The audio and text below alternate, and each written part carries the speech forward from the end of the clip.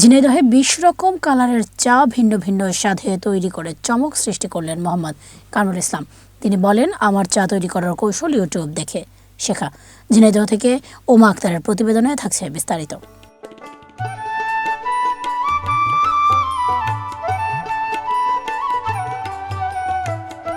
প্রিয় দর্শক মণ্ডলী, আসসালামু আলাইকুম। আজকে চলে এসেছি কামরুল ভাইয়ের চায়ের দোকানে।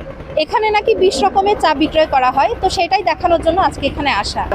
কেমন আছেন? আলহামদুলিল্লাহ ভালো। আপনার নামটা? কামরুল জামান টপক।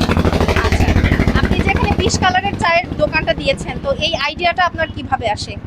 না, আমার সবসময় চিন্তা হচ্ছে কি আপনার ইউনিক চিন্তা করা, এবং এই চাগুলো মানে যেন কোথাও নাই। জি। এই কারণে আস্তে আস্তে জিনিসটা ভেবে ভেবে জিনিসটা তৈরি করা আমার। এটা নিজে শিখেছি, মানে আপনার ইউটিউব দেখে আস্তে আস্তে শেখা।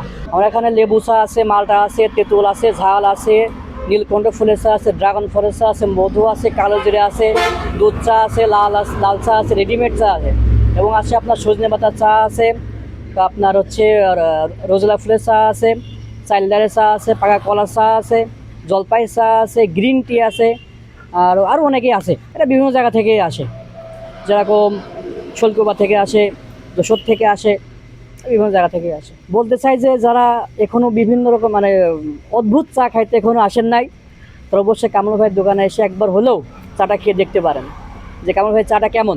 আমি স্টুডেন্ট, কেসি কলেজের ছাত্র, অনার্স সেকেন্ড ইয়ারে বলি।